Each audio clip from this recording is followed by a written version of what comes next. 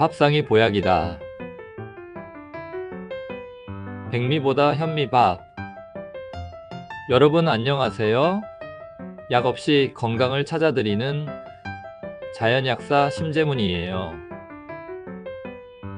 여러분, 매일 먹는 쌀밥, 과연 쌀이 우리 몸에 어떤 영향을 미치는지 알고 계신가요? 백미와 현미, 뭐가 더 좋을까요?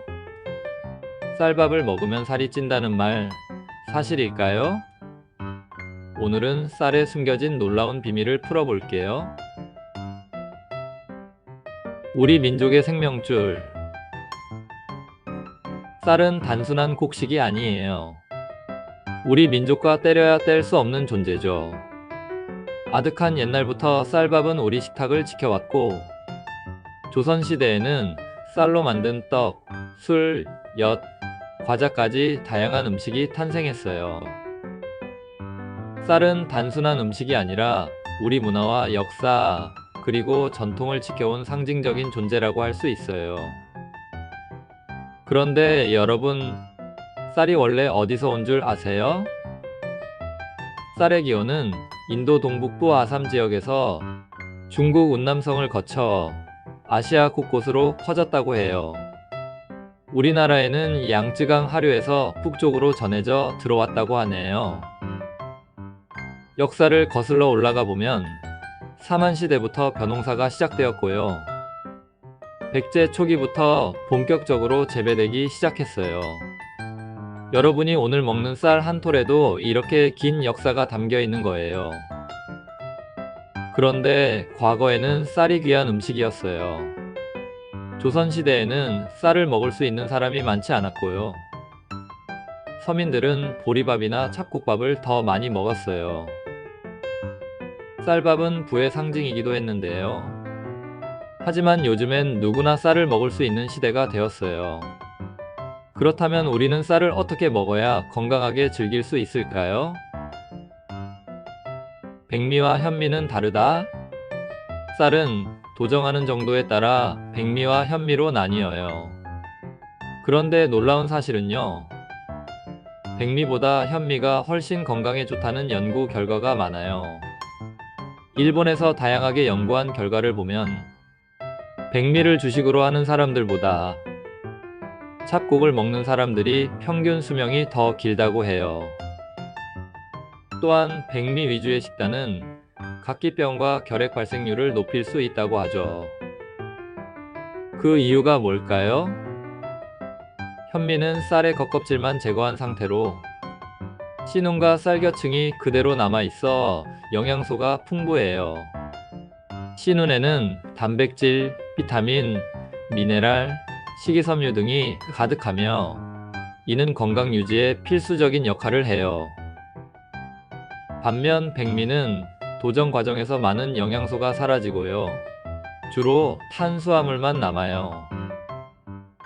현미에는 식이섬유가 많아서 소화에 시간이 걸리지만 혈당을 천천히 올려주고 오랫동안 포만감을 유지시켜 다이어트에도 도움이 돼요. 현미는 다양한 방식으로 섭취할 수 있어요. 밥을 지을 때 백미와 1대1로 섞어 먹거나 불려서 죽을 끓이면 더 소화가 잘 되니 참고하시고요. 간혹 현미가 거칠어서 먹기 힘들다는 분들이 있는데요. 계속 드시다 보면 익숙해지고요. 그래도 힘들면 발화현미를 선택하면 소화 흡수가 더 쉬워져요. 현미의 영양적 가치. 첫 번째, 식이섬유가 풍부해요. 장 건강을 개선하고 변비를 예방하며 혈당 수치를 안정적으로 유지하는 데 도움을 줘요. 두 번째, 비타민 B군이 풍부해요. 특히 비타민 B1, B3, B6가 풍부하여 신경 건강과 에너지 대사를 촉진해요. 세 번째, 미네랄 함유량이 높아요. 마그네슘, 철, 아연 등이 풍부하여 뼈 건강과 면역력 강화에 기여해요. 네 번째, 불포화 지방산을 함유하고 있어요. 심혈관 건강을 개선하고 혈중 콜레스테롤 수치를 조절하는 데 도움을 줘요. 현미의 건강 효과. 당뇨병 예방 및 혈당 조절. 현미는 혈당을 천천히 올려 인슐린 저항성을 낮추고 당뇨병 예방에 도움을 줘요. 심혈관 건강 증진. 콜레스테롤 수치를 낮추고 혈압을 안정시키는 데 기여해요. 체중 조절 및 다이어트. 포만감을 오래 유지시켜 과식을 방지하고 체중 감량에 효과적이에요. 소화 건강 개선. 장내 유익균을 활성화시키고 소화 기능을 도와줘요. 항산화 효과. 쌀겨층에 포함된 피트산과 감마오리자놀이 항산화 작용을 하여 세포 노화를 늦추는 데 좋아요. 이처럼 현미는 건강한 식생활을 유지하는 데 필수적인 곡물이에요. 백미 대신 현미를 조금씩 섞어 먹거나 발화현미를 활용하면 더욱 효과적인 영양 섭취가 가능해요. 찹쌀의 특징. 찹쌀은 일반 맵쌀과 달리 끈기가 강하고 탄력이 있는 것이 특징이에요. 찹쌀로 만든 밥은 더욱 쫀득하고 부드러우며 오래 씹을수록 달콤한 맛이 나는데요. 이런 특성 덕분에 떡이나 죽, 술 등 다양한 전통 음식의 재료로 많이 사용돼요. 찹쌀은 일반 쌀보다 소화가 잘 되는 성질을 가지고 있어요. 위장이 약한 사람들에게 특히 좋은데요. 속을 따뜻하게 하고 소화 기능을 도와주는 역할을 해요. 또한 찹쌀은 신장을 보호하고 기운을 북돋아주는 효과가 있어서 허약한 체질의 사람들에게도 추천되는 곡식이에요. 찹쌀의 영양 가치. 찹쌀은 탄수화물 함량이 높아 에너지를 빠르게 공급해주며 단백질과 지방도 적절히 포함하고 있어 균형 잡힌 영양을 제공해요. 또한 비타민 B군과 철분, 칼슘, 마그네슘 같은 미네랄이 풍부해 빈혈 예방과 뼈 건강에 좋아요. 특히 찹쌀에 함유된 베타글루칸 성분은 면역력을 강화하는 데 도움이 되고요. 항산화 작용을 통해 노화를 늦추는 역할도 해요.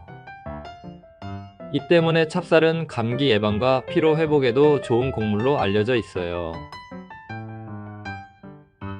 쌀밥 먹으면 살이 찐다. 밥 먹으면 살찐다. 이 말 한 번쯤 들어보셨죠? 하지만 사실은 그렇지 않아요. 미국 워싱턴 대학의 연구에 따르면 전분이 많은 식사는 고지방 식사보다 오히려 비만 위험이 낮다고 해요.